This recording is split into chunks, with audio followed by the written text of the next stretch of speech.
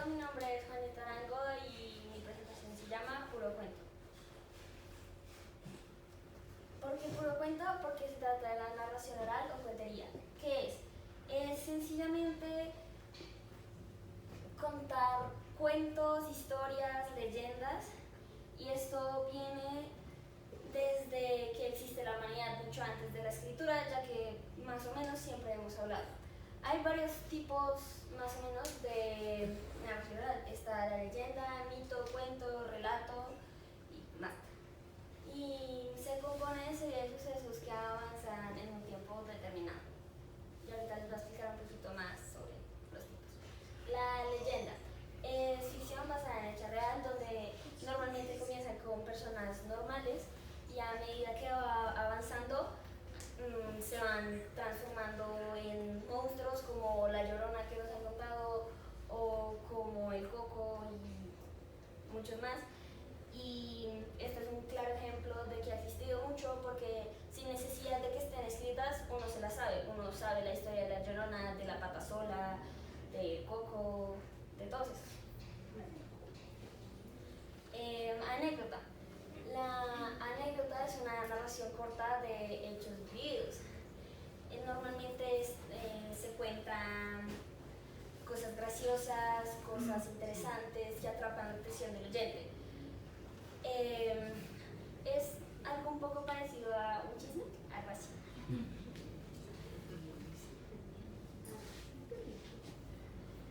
Los mitos. Los mitos son historias sobrenaturales que normalmente los mitos más contados vienen de Grecia, sobre centauros, sobre semihumanos, sobre la caja de Pandora, sobre dioses, sobre todo eso. Los cuentos. Hay cuentos que se dicen y hay cuentos escritos. Los cuentos escritos a veces buscan formas de darnos a entender algo. Los cuentos más conocidos que la gente conoce es Pinocho, o La Sirenita, o Los Tres Cerditos y mucho más. Relato. El relato, al contrario de un cuento que es corto, este es largo. El relato es largo. Está hecho también de varios conceptos diferentes y normalmente están basados en hechos reales o ficticios, y los cuenteros hacen voces para poner personajes, o para dejarlo así, o para ponerle un poco más de emoción, por decirlo de alguna manera. La pregunta del millón. El narrador lee, pero no lee. Lee para aprendérselo de memoria, pero no como un poema, sino aprendérselo como cuando uno está contando un relato o una historia vivida. Ya cuando está en la función, en la presentación, no lee, mira al espectador a los ojos. Bueno, aquí en Colombia y en Bogotá hay un fenómeno muy raro, y es que aquí no solo hay sobre todo cuenteros más que cuenteras, sino que es un trabajo universitario. En otros lugares como Chile, Argentina, Venezuela, España, se cuentan en las bibliotecas o en los colegios, ya que allá un señor, ahorita les voy a contar más la historia, fue recibido por estos lugares. En cambio acá no, fue recibido por universidades. Para mi trabajo hice unas entrevistas a unos cuenteros y cuenteras que me ayudaron a dar información. Lo partí en dos partes: en festivales, que hay muchos, y en unas cositas que no son festivales. De festivales, por el 2013 había unos 20 festivales. Ya ahorita hay como unos 16. Y también hay colectivos, no solo festivales. Un colectivo que pasó fue el Cuentos en Boca de Mujer, que como no hay tantas mujeres cuenteras, se reunieron muchas cuenteras y se reunieron 3 cuenteras muy importantes para darle un poco más de voz a las cuenteras. También en Medellín hay un festival que se llama Entre Sentimientos y Flores. Cositas más. Todo esto pasó hace 35 años. O sea, es un poco reciente, más o menos. Y con un señor que se llama Francisco Garzón Céspedes, que es cubano. 89 vino a todos los países que hablaban Colombia, que hablaban español, como Colombia, y aquí en Bogotá fue recibido por la TPB, el Teatro Popular de Bogotá. Aquí fue recibido y hizo eso a finales de los 80 e inicios de los 90. Antes uno de los teatros tenía un espacio que se llamaba Cuentos del Mundo, donde venían cuenteros de todo el mundo a contar cuentos. Según las personas a las que entrevisté, les gusta mucho lo que hacen y son su fuente inicial de dinero. Y una muy buena cuentera que conozco me dijo algo muy importante y algo por lo que no se desanima, y es que uno no siempre tiene buenas funciones. Por su experiencia, el 80% son malas, el 10% son buenas, no, son más o menos, el 9% son buenas, y hay un por ciento, el único porcentaje, que es la función de tu vida, es lo más de lo más. Y la pequeña sorpresa que les traje es la gran cuentera Ana Gabriela, que les va a hacer una canción. Nicolás. Mucho gusto, mi nombre es Ana Gabriela Corredor Dávila, yo hago parte del colectivo de Cuentos en Boca de Mujer y llevo contando aproximadamente 13 años más o menos. Yo empecé a contar cuentos cuando tenía 5 años porque mis papás son cuenteros, entonces yo traté de irme por el buen camino, pero no, aquí estamos contando cuentos.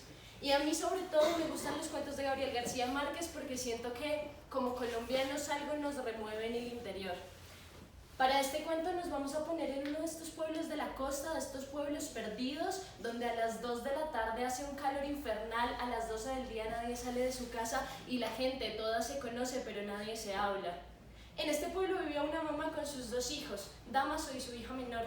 En la mañana se levantó y se dio cuenta que su hijo se estaba poniendo guapo y se estaba alistando para salir. Entonces le preguntó: ve, Dámaso, ¿tú vas a salir? ¿A dónde vas? Y Dámaso, mientras desayunaba, le decía: no, mamá, es que hoy nos vamos a ver con los muchachos y vamos a jugar billar. A la mamá no le gustaba mucho que su hijo saliera tan temprano a jugar billar, pero ella no podía hacer mucho al respecto. Sin embargo, le dijo: mijo, usted no debería salir hoy, porque es que, mire que yo me levanté con el presentimiento de que algo malo va a pasar en el pueblo y me da susto que usted se vaya por la calle solo. Él la miró y le dijo: mamá, no se preocupe, esos presentimientos no son nada, yo voy a estar bien y voy a volver temprano. Se fue con sus amigos y se fueron al billar y empezaron a jugar. Y ahí en la mitad del billar estaban jugando y había una carambola. Para los que no juegan billar y no saben, una carambola es como una jugada, más o menos. Y había una carambola tan fácil que el mejor amigo de Dámaso le dijo: mire, le ha puesto 20.000 pesos a que usted no se hace esa carambola. Y Dámaso se sintió ofendido porque es que era demasiado fácil, era obvio que él la iba a hacer. Entonces se puso en posición, hizo la carambola. Yo no juego billar, entonces no sé cómo, pero ustedes se lo van a imaginar. Hizo la carambola y cuando lanzó el taco, pues no, la bola no entró y no hizo la carambola. Y todos sus amigos se rieron porque es que era muy fácil, era imposible que Dámaso no lo hubiera hecho. Y él, como para ayudarse y para limpiarse un poquito el ego, les dijo: no, muchachos, es que esto no es porque yo sea malo jugando, sino que estoy preocupado. Mi mamá se levantó esta mañana con el presentimiento de que algo malo va a pasar en el pueblo y a mí ese pensamiento me ha dado vueltas en la cabeza todo el día. Los amigos se burlaron de él porque cómo iba a poner excusas tan tontas. Él pagó sus 20.000 pesos y se fue. El mejor amigo de Dámaso, Felipe, llegó a la casa y le dijo: mamá, mire, yo me fui a jugar billar y llegué con plata, porque le aposté a Dámaso una carambola muy fácil y el man no la hizo. ¿Puede creer que para excusarse dijo que la mamá se había levantado con un presentimiento de que algo malo iba a pasar en el pueblo? Mucho bobo, ¿no? ¿Cómo va a poner excusas tan tontas? Y la mamá lo regañó y le dijo: no, mijo, no está bien que usted se burle de eso, porque los presentimientos de las mamás son una cosa muy importante. Más bien pase los 20.000 pesos que voy a ir a comprar la carne para el almuerzo. Llegó a la carnicería de don Julián, le dijo: don Julián, deme por favor una libra de carne. Y se quedó pensando en lo que le había dicho Felipe. Y le dijo: no, ¿sabe qué? Deme 2 libras de carne, porque es que están diciendo por ahí que algo malo va a pasar en el pueblo y es mejor estar prevenido. Don Julián, ni corto ni perezoso, empacó las 2 libras de carne, se la entregó y ella se fue. Como a los 10 minutos llegó doña Marta y le pidió 1 libra de carne.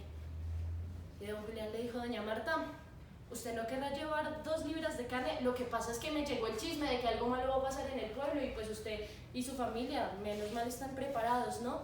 Y doña Marta se quedó pensando y le dijo, pero es que en la casa somos muchos, ¿cómo voy a llevar solo 1 libra de carne o 2? Más bien deme 4 libras de carne. Don Julián las empacó, se las entregó, ella les pagó y se fue.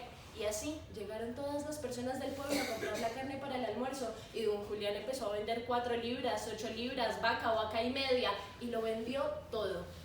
A las 12 del día estaba todo el pueblo callado y en silencio. Estaban todos almorzando con la idea de que algo malo iba a pasar en el pueblo. Y a las 2 de la tarde, que hace ese calor infernal, estaba el pueblo completo reunido en la plaza, esperando. Y esperando en silencio, y esperando en silencio. Hasta que una persona y una voz por ahí dijo, uy, ¿no les parece que hoy está haciendo como mucho calor? Está haciendo mucho calor, está haciendo mucho calor, está haciendo mucho calor, eso es un presagio, algo malo va a pasar en el pueblo. Y cuando todo el mundo iba a empezar a correr desesperadamente, alguien saltó y les dijo, bueno, a ver, en este pueblo a las 2 de la tarde siempre hace mucho calor, no significa nada. Ah, no, pues sí, no, es que uno está como preocupado. Se quedaron en silencio otro rato y en el tamarindo enorme que estaba en la mitad de la plaza del pueblo empezaron a posarse un montón de pajaritos en la copa del árbol. Y alguien miró para arriba y dijo, ve, hay muchos pajaritos. Hay muchos pajaritos, hay muchos pajaritos, hay muchos pajaritos. Y cuando el mundo iba a empezar a correr desesperadamente, alguien saltó y dijo, no, quietos. Aquí siempre hay muchos pájaros en la copa del árbol. Bueno, sí. Y se quedaron otro rato largo en un silencio fúnebre, hasta que un hombre dijo, no, yo no me voy a quedar aquí esperando a que el pueblo se hunda y yo hundirme con él. Cogió su carreta, cogió a su mujer, cogió a sus hijos, cogió sus cosas y se fue. Y detrás de él salieron otras 3 familias porque no se iban a quedar esperando que algo malo pasara en el pueblo. Como en la 5ª persona de la procesión dijo, no, yo quiero mucho mi casa, yo cómo voy a dejar que mi casa se hunda con el pueblo si fue la casa en la que yo crecí, en la que crecieron mis hijos, en la que me criaron mis papás, es imposible. Y cogió una antorcha, la prendió y la lanzó al techo de paja de la casa y la casa se consumió de fuego en minutos. Y todo el mundo empezó a querer mucho su casa de un momento a otro, así que cada uno cogió una antorcha y la lanzó al techo de paja. Como a las 5 de la tarde iba saliendo una procesión de carretas larguísima del pueblo. Y ahí, en la última carreta, iba Damaso con sus 2 hijos. Y iba la mamá de Damaso con sus 2 hijos y le dijo, ¿sí ven, mijo? Yo le dije que algo malo iba a pasar en este pueblo. Gracias.